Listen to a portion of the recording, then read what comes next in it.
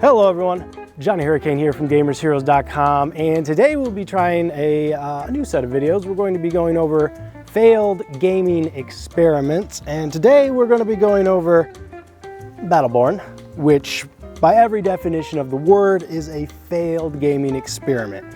Came out, died pretty shortly after. In fact, it came out at a pretty competitive time, had a decent beta, but unfortunately the game that it ended up going against was a juggernaut. So it failed. Let's go over why it failed. In July of 2014, Battleborn was announced. It was revealed in Game Informer, of all things. They still have their magazine prowess back then. They still do, to be fair. But it was revealed there, and it was met pretty well, from what I recall. It has been a long time. At first, now obviously things go downhill pretty freaking quickly. But when the first reveal came out, it was a colorful, it was a Gearbox looking game, and Gearbox had made Borderlands, so you know, we were cautiously optimistic, maybe even hyped. It was touted as being the next gen hero shooter, and of course they used the Borderlands team, and they're like, hey, these guys made Borderland. The problem, now we'll get into much more detail later, but the problem was the hero shooter. Yes, it was a hero shooter, but it was also a MOBA, and they kinda neglected to mention that part. Hero shooters are competitive, but MOBAs are next level competitive. So this was one of the first kind of problems that we had, was the fact that this game was described as a hero shooter, and this was during a time when hero shooters were a dime a dozen. We had so many coming out, or so many announced. A lot of them didn't even see the time of day, but it was just the thing back then. You know, it's like battle royales now, right? You get a bunch of new battle royales because it's the hotness. Back then, the hero shooters were the hotness. You know, Team Fortress 2 did it, and obviously Overwatch, and there's so many that died that I can't even remember them all.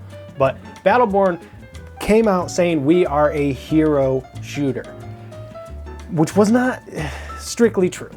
From there, it did get the kind of typical market spiel, you know, showed up at all the events, the E3s, the Gamescoms, the PAX, even PSX, for those of you that remember that.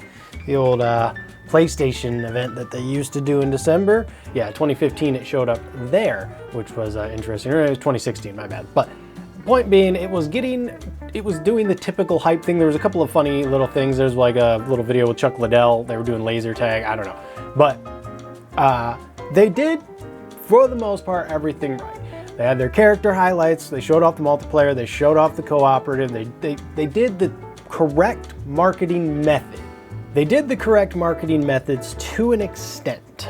And here's the big problem as we get towards release. We're in 2016 now, which is when the game ends up finally releasing. Battleborn Gearbox, kind of the teenager type of mentality, right? It's orchestrated. They want that. I'm not insulting them by saying that. That is what they are. And, you know, a little friendly banter between them and a certain large developer that goes by the name of Blizzard, Activision Blizzard, I guess, and a large, well, it wasn't large at the time, though the writing was quite frankly on the wall, a game we call Overwatch. Okay, so what had happened was, now this was kind of innocent fun between Battleborn and Overwatch on Twitter. It was basically like, come at me, bro. And then Overwatch responds like, there's enough room for everyone. Of course, there wasn't enough room for everyone. The fans of both sides of these games took it to an extent I was not expecting.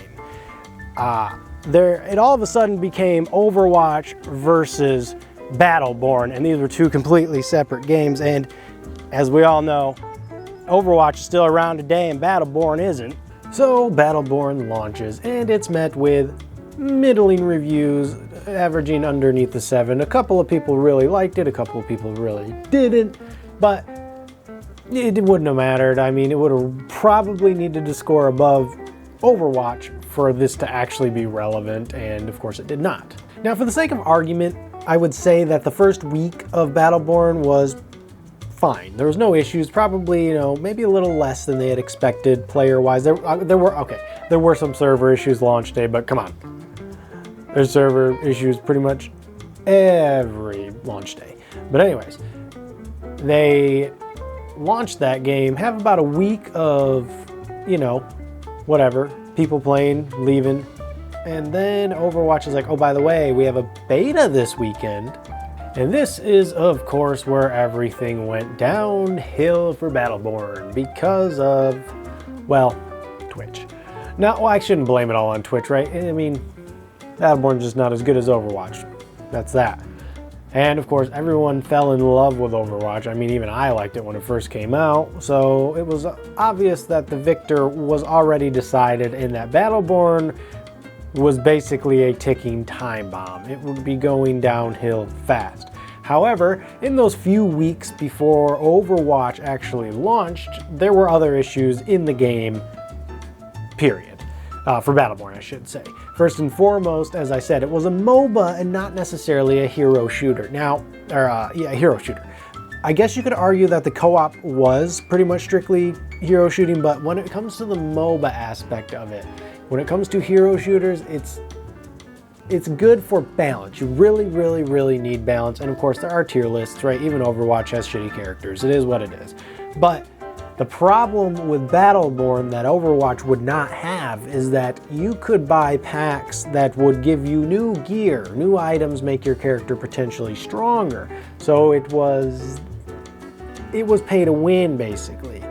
Now you could grind these totally. You could just go in co-op or solo and grind the main missions and get all the gear that you wanted, but that's already a bad look. So, I mean, I guess they probably at that point were just like, hey, Overwatch is going to beat us anyways. Let's get every cent we can out. But that's just one of the issues that it would end up having. Of course, that fact that MOBA is very competitive, and it is very rare these days to have a game that can be so one-sided as that game could be. There were times where it would be over in like 5 minutes and then you just run train for the rest of the night. Now for that 1 week, by the way, we were kings in Battleborn. And then it was just all downhill from there. Now to be fair to the Battleborn team, they did keep supporting it for some time. New characters, new maps, and things of that nature, new items, you know, new stuff to spend money on, of course, new skins. But it would never be enough. Its time in the sun had passed, and that's really just kind of how it is these days. I don't really have a problem with it. Like, if you don't play it, or if you don't like it when it first comes out, it's very hard to come back, right? Everyone's like, well, No Man's Sky, and it's like, yeah, but look at every other game that has just tried it and failed. Lawbreakers, another hero shooter. Heck, we go Radical Heights. Fallout 76 is getting better, but it has taken so long, and it's still... I haven't played the newest expansion, but I played the old ones, and it's still buggy as heck. Anthem's dead. Mass Effect Andromeda did so bad, they're bringing back Shepard. They're literally bringing a guy back from the dead again. They did that in number 2. See what I'm saying? It is not easy after you fail, and back then you hadn't heard of a game failing and coming back. And Gearbox, you know, 2K made the call. They made it free to play, which was the right call. I think if it had launched like that, it would have been a lot better, but obviously you think the development and marketing costs, it just wasn't plausible. I mean, I don't know how much Chuck Liddell costs these days or back then, but he was a little bit more popular then, so he probably cost a little bit more. The free-to-play pivot, I'm sure, bought them a little bit of time. I didn't go back, for the record, but ultimately, inevitably, Battleborn would cease to exist. It currently can be played offline, but the servers shut down. And it actually shut down this year. So surprising me, quite frankly, I actually thought it was last year for some reason. I was not surprised when the servers shut down. I'm surprised it lasted this long. It lasted 5 years, to be fair. Now, I hadn't played really since launch, but my cousin told me a couple of days ago when I was talking about this game that he and a couple of his buddies played probably a couple of years after launch, and basically what had happened was there were so few players. This was on PlayStation 4. There were so few players that matchmaking was straight up like, it's not going to be balanced. There's not really much we can do. There's just not enough players. And they held on as long as they could, but ultimately it sank. Captain didn't go down with the ship or anything like that. Gearbox is still fine, but hey, Battleborn has been slain.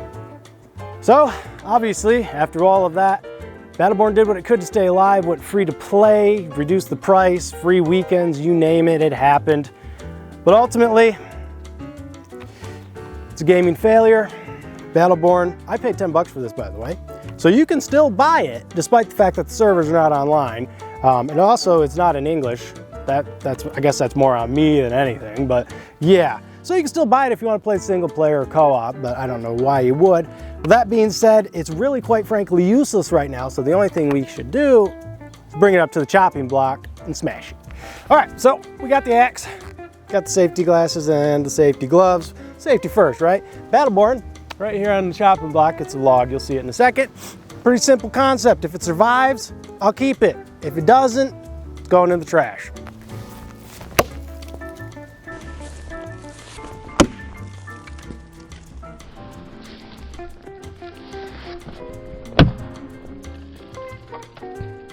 So there you have it, the fate of Battleborn. Perhaps ahead of its time, perhaps not. As I said, the hero shooter genre is a bit too packed. I remember the last one that came out, maybe the last two. I want to say the Amazon game was one as well, but I definitely know that the Ninja Theory guys over at Microsoft released one. I should have looked it up. I can't remember what it was. It's on Game Pass. It was on Game Pass and it did not do very well. Oh, and if you're wondering why it looks a little different, the angle and everything, because I shot everything yesterday, went up and forgot to shoot the ending. So here we are shooting the ending, although it's a nicer day, so there's that at least. But anyways, Battleborn, failed gaming experiment. Couldn't even use it as a coaster. Not sure which game I'm gonna do, or game or series I'm going to do next. It's not just going to be games. There are other products that have brought shame to certain companies for, you know, releasing them. And I have a few more objects up there, and we're going to introduce the wheel next time, and the wheel's going to have all the options for how we can destroy it afterwards. So that's what we're going to be focusing on. Anyways, if you like the video, or if you have any suggestions on how to improve it or anything like that, please leave them down below. It's a new series. I'm just starting it out. We'll see how it goes. Thankfully, there's a lot of failed crap in the video game industry, so I'll have plenty of options. But anyways, that'll do it for me. Like what you saw, got what you needed. Like, comment, subscribe. See you guys in the next video. Later, Gators.